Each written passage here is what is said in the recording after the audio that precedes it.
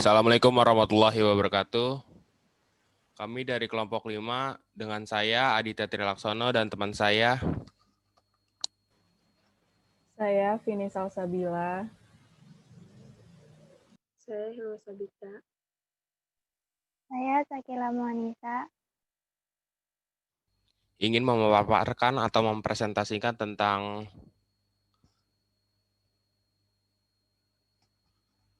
peran dan kedudukan landasan keilmuan. A. Sejarah keilmuan. Sejarah adalah ukiran-ukiran ekstensi suatu peristiwa yang langsung sejak dahulu, sekarang, dan yang akan datang.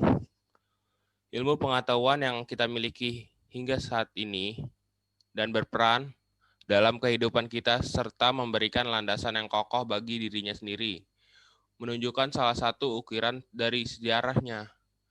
Oleh sebab itu, untuk memahami apa peran dan kedudukan landasan keilmuan, maka kita perlu memahami sejarah ilmu.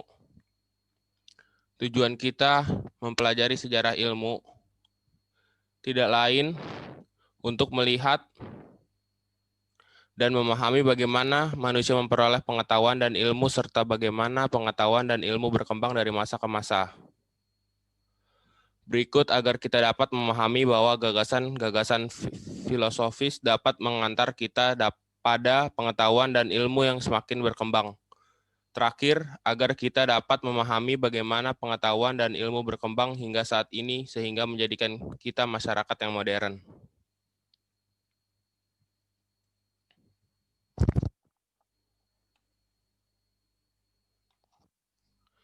Pengetahuan di masa pra-Yunani kuno 1100 hingga akhir 700 sebelum Masehi. Pada masa ini, pra-Yunani kuno, zaman batu, ekstensi pengetahuan manusia masih sangat primitif, di mana pengetahuan manusia pada waktu itu didasarkan pada kebenaran mitos atau cerita rakyat yang terdiri dari narasi yang memainkan peran mendasar dalam masyarakat, seperti kisah-kisah mendasar yang secara filosofis berkaitan dengan pemikiran yang tradisional tentang fenomena-fenomena alam dan sosial yang rata-rata kejadiannya dianggap dan melibatkan khasanah supranatural. Pada masa ini, manusia masih bercocok tanam dengan alat-alat yang sangat alami, yaitu batu. Manusia telah mengetahui dan berpikir untuk menghasilkan sumber makanan yang memadai untuk kehidupan sehari-hari, maka tanah harus digali atau digemburkan. Tidak lagi hanya langsung menikmati hasil alam tanpa melakukan penanaman.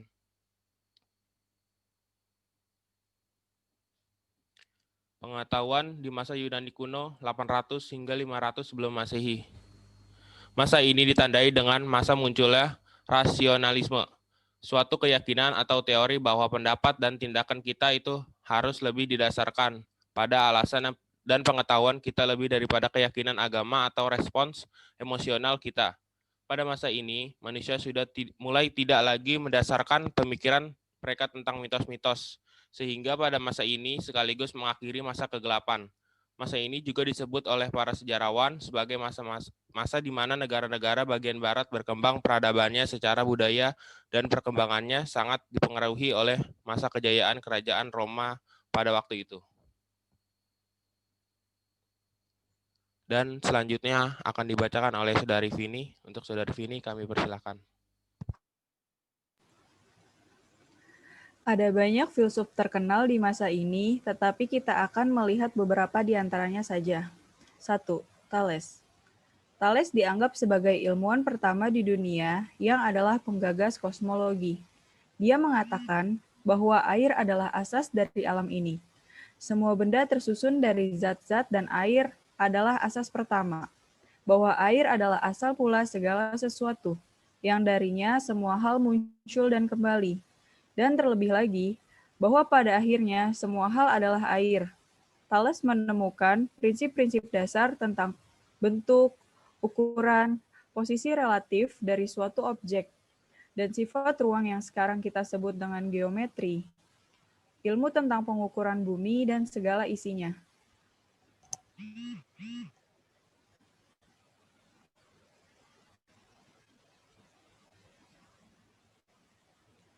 Anaximander. Anaximander adalah orang yang pertama kali menemukan prinsip-prinsip dasar waktu dan cara untuk melacak waktu yang dengan gnomon. Dia juga membuat model peta yang sangat terkenal. Itulah sebabnya mengapa dia dianggap sebagai astronom pertama yang menganggap matahari sebagai berat yang besar, dan karena itu kita dapat mengetahui seberapa jauh matahari dari bumi. Pitagoras. Dia adalah seorang astronom yang menemukan teori tentang segitiga siku-siku yang kemudian disebutnya dengan teori Pitagoras. Khususnya di kalangan bangsa Yunani, yang walaupun sebenarnya prinsip-prinsip teori ini sudah ada sebelum Pitagoras, tetapi di kalangan bangsa Yunani, dia adalah orang pertama yang dapat menjelaskan teori itu secara sederhana dan sistematis. Teorinya mengatakan bahwa kuadrat sisi miring sama dengan jumlah kuadrat dari dua sisinya yang tegak lurus.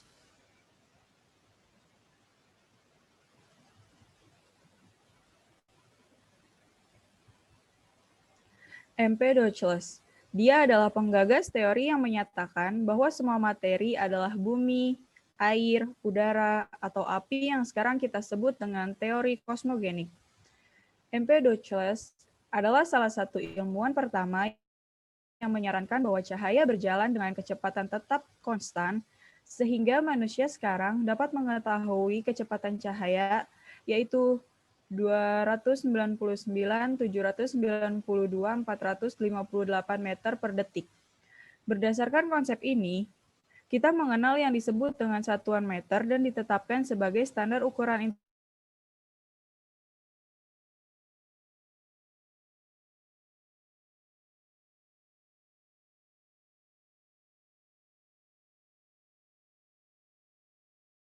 dan menemukan bahwa di bidang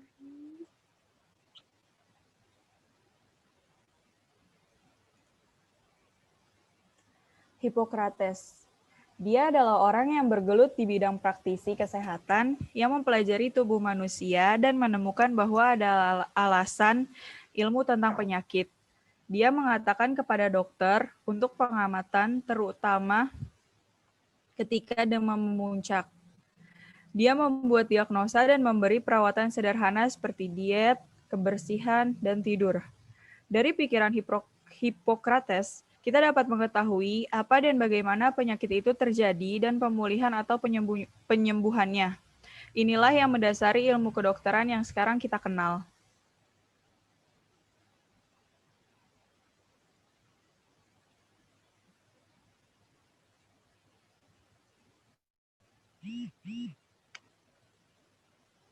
Demokritus. Demokritus adalah penemu teori atom. Dia mengatakan bahwa segala sesuatu tersusun atas atom yang secara fisik tetapi tidak geometris tidak terpisahkan. Di antara atom ada ruang kosong, atom tidak dapat dihancurkan dan selalu bergerak. Ada jumlah atom dan jenis atom yang tidak terbatas. Socrates menekankan pengetahuan manusia pada apa yang benar dan yang baik. Bagaimana manusia seharusnya bersikap dan melahirkan metode etika. Pelajaran tentang benar dan salah. Epistemologi, pelajaran tentang asal-muasal pengetahuan yang berkaitan dengan metode, kesahihan, validitas, serta cakupannya. Dan logika, pelajaran tentang bernalar atau berpikir untuk memahami sesuatu. Dia menggagas metode dialektika yang disebutnya dengan elenchus, investigasi secara silang. Metode ini sangat sering diterapkan dalam pembelajaran, khususnya saat mendiskusikan persoalan-persoalan yang kompleks antara penutur dan pendengar. Saat mendiskusikan persoalan tersebut, kemudian dipecah menjadi serangkaian pertanyaan-pertanyaan, sedangkan jawaban-jawaban dari pertanyaan-pertanyaan tersebut dijadikan penyaring bagi solusi yang lebih matang.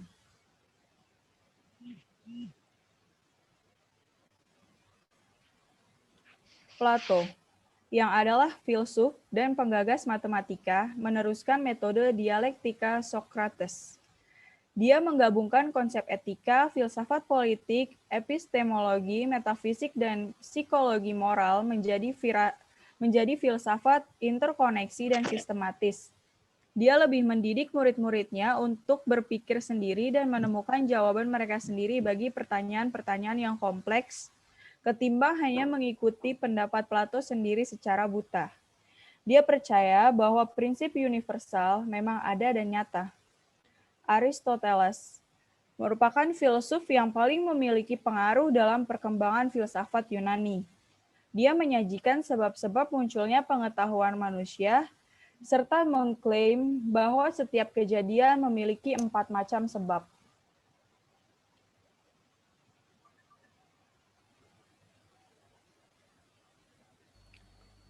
Selanjutnya akan dibacakan oleh Saudara Hilwa. Untuk Saudara Hilwa kami persilakan. Pengetahuan di masa abad pertengahan, awal abad 6 sampai abad 15.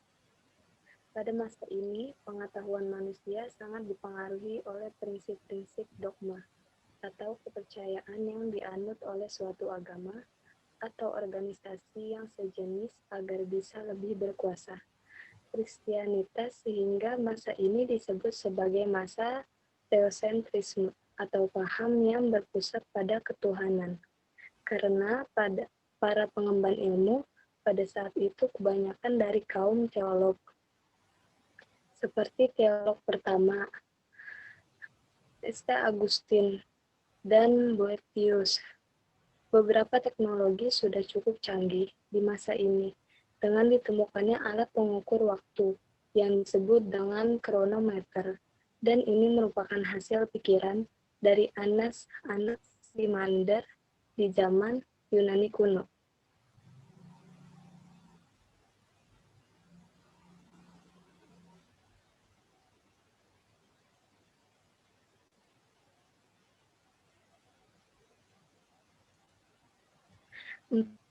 Ilmu pengetahuan di masa Renaissance atau masa lahirnya ilmu abad 16.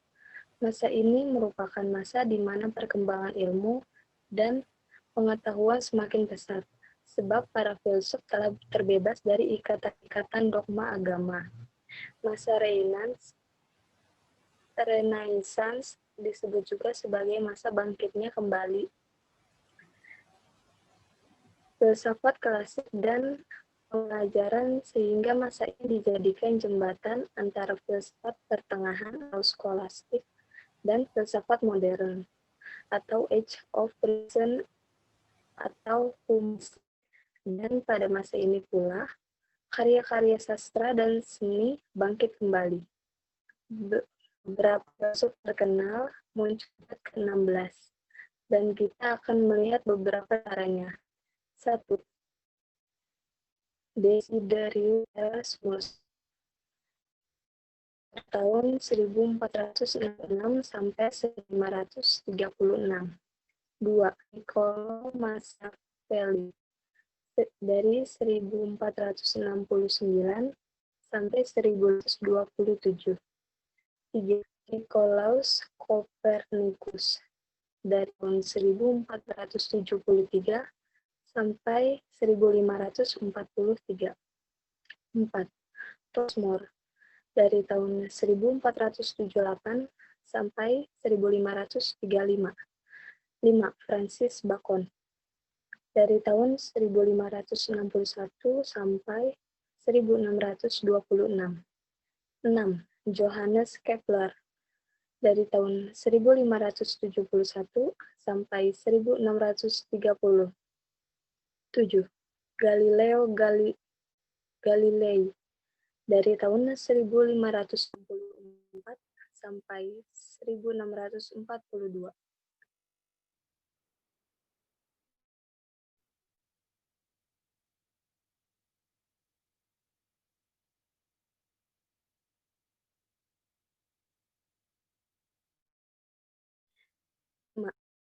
Ilmu pengetahuan di masa modern, awal abad 17 sampai akhir abad 20. Pada masa ini, filsafat menjadi filsafat modern, yaitu menjauhkan kefilsafatan dari teologi dan argumen yang berbasis agama. Paham rasionalisme semakin menyebar dan meningkat sehingga masa ini disebut juga dengan age of reason, di mana pengetahuan semakin berkuasa dan otoritas agama semakin berkurang terhadap pergerakan ilmu pengetahuan. Masa ini pula dikaitkan dengan masa di mana metode matematika terkenalkan ke dalam filsafat sebagai perkembangan dari penalaran deduktif. Pada abad ke-18, masa pencerahan dimulai dan berkembang di Perancis, Inggris, dan Jerman yang menganjurkan kebebasan, demokrasi, dan akal sebagai nilai-nilai utama masyarakat. Masa ini dimulai dengan sudut pandang bahwa pikiran manusia harus dibebaskan dari ketidaktahuan, dari tahayul, dan dari kekuasaan negara yang sewenang-wenang untuk memungkinkan manusia mencapai kemajuan dan kesempurnaan.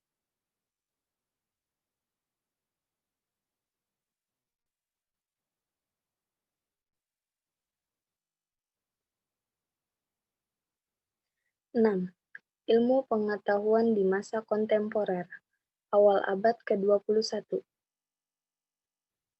Masa kontemporer adalah masa kini yang merupakan masa di mana manusia telah benar-benar mencapai peradaban yang sangat tinggi, di mana teknologi merupakan satu-satunya andalan bagi manusia dalam menopang kehidupannya.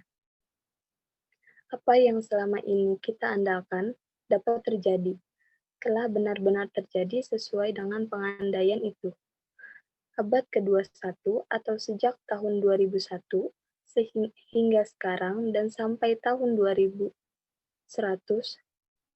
manusia telah, sedang, dan akan terus menunjukkan kebebasannya dalam berpikir dengan segala konsep dan teori yang digenerasi oleh para pendahulu, bahkan yang digenerasi oleh generasi saat ini.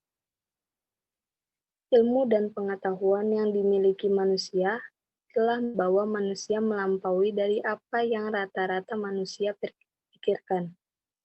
Berbagai teknologi konvensional, teknologi tepat guna, hingga teknologi yang paling canggih menjadi bagian dari kehidupan manusia, bahkan seakan tidak dapat dipisahkan lagi.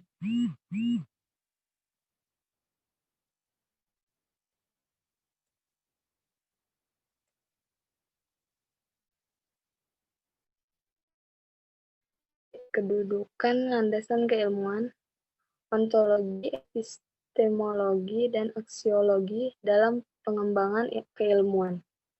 Dari pelajaran tentang sejarah ilmu, kita dapat memahami bagaimana keilmuan menjadi dasar yang dalam perkembangan peradaban manusia.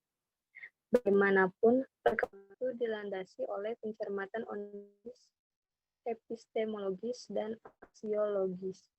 Ketiga hal ini memberi akibat bagi sejarah perkembangan ilmu pengetahuan, sehingga ilmu pengetahuan dapat berperan dalam kehidupan manusia.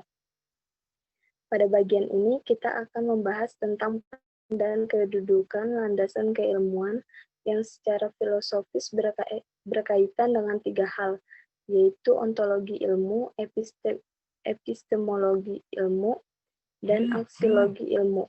Ketiga hal tersebut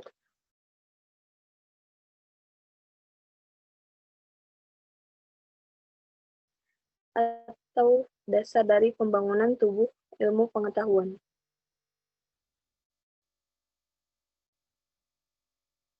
Selanjutnya akan dibacakan oleh Saudari Sakila. Kepada Saudari Sakila kami persilakan. 1. Ontologi ilmu. Ontologi merupakan studi filsafat tentang sifat yang dikatakan ada, menjadi ada, keberadaan sesuatu atau kenyataan.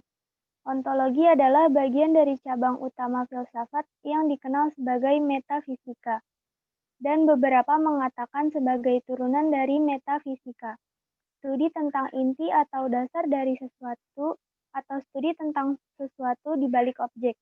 Ontologi barusan dengan pertanyaan tentang hal-hal apa saja yang ada atau dapat dikatakan ada, mungkin ada, dan bagaimana wujudnya dapat dikelompokkan berdasarkan persamaan dan perbedaannya atau karakteristiknya.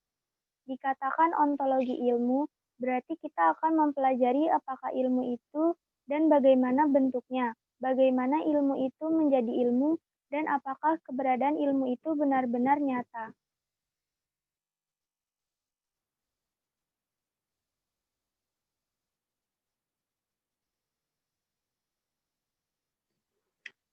Ontologi pendidikan. Apakah pendidikan itu? Bagaimana kita dapat mengetahui bahwa pendidikan itu nyata? Apa yang menjadi petunjuk kenyataan pendidikan? Bagaimana kedudukannya dalam kehidupan manusia? Apakah manusia benar-benar membutuhkan pendidikan? Mengapa? Adakah perbedaan antara orang yang berpendidikan atau tidak? Dari segi apa? Bagaimana pendidikan dapat tetap eksis bagi manusia dan lain-lain? Pendidikan adalah suatu proses memberi dan menerima pengetahuan dan keterampilan.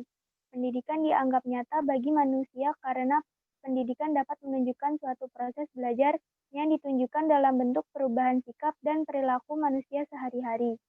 Ontologi berperan dalam menuntut kita untuk berpikir lebih serius, mendalam, dan original atau asli, dengan tujuan agar kita menemukan hal-hal yang baru yang mungkin ada.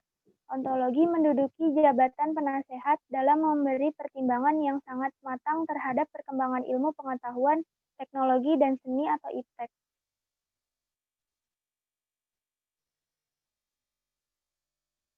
Dua, epistemologi ilmu. Kata epistemologi berasal dari bahasa Yunani, yang berarti pengetahuan, yang berarti ilmu. Jadi epistemologi adalah ilmu yang khusus mempelajari tentang pengetahuan atau ilmu itu sendiri, khususnya yang berkaitan dengan metodenya, validitasnya atau kesahihan dan ruang lingkupnya. Di sini mencakup apa yang kita percayai sebagai sebuah kebenaran, bagaimana kita meyakini dan pembenarannya. Epistemologi adalah penyelidikan tentang apa yang membedakan antara suatu keyakinan yang dibenarkan dan suatu pendapat yang dibenarkan. Epistemologi adalah pelajaran tentang asal-usul pengetahuan, kebenaran pengetahuan, dan bagaimana pengetahuan itu dikatakan benar. Jadi, jika kita mempelajari epistemologi ilmu berarti kita ingin mengetahui dan memahami asal-usul ilmu, kebenarannya yang ilmiah, dan bagaimana kebenarannya dikatakan ilmiah.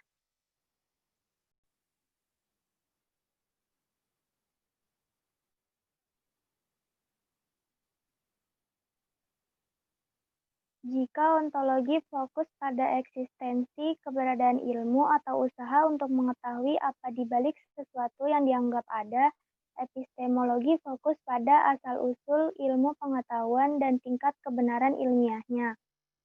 Maka aksiologi berfokus pada nilai yaitu etika dan estetika, penerapan ilmu pengetahuan dalam dunia nyata. Aksiologi berasal dari bahasa Yunani yang berarti nilai, dan logia yang berarti wacana lisan ilmu. Jadi aksiologi adalah suatu filosofi tentang nilai. Nilai ini mengacu pada istilah kolektif untuk etika dan estetika. Aksiologi juga mengacu pada bidang filsafat yang sangat bergantung pada gagasan nilai teori nilai-nilai etika dan estetika. Aksiologi juga diartikan sebagai cabang filsafat praktis yang mempelajari sifat nilai. Etika mengacu pada prinsip-prinsip moral yang mengatur perilaku seseorang, benar versus salah, baik versus buruk. Sedangkan estetika mengacu pada rasa keindahan yang juga bisa dikaitkan dengan seni.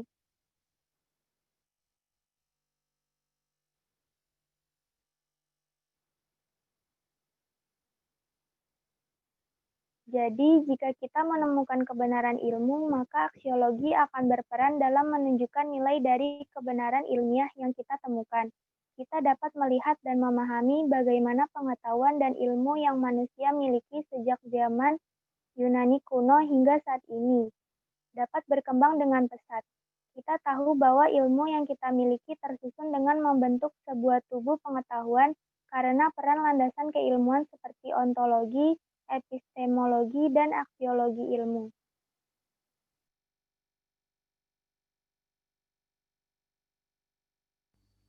Sekian presentasi dari kelompok kami, kurang lebih mohon maaf. Wassalamualaikum warahmatullahi wabarakatuh.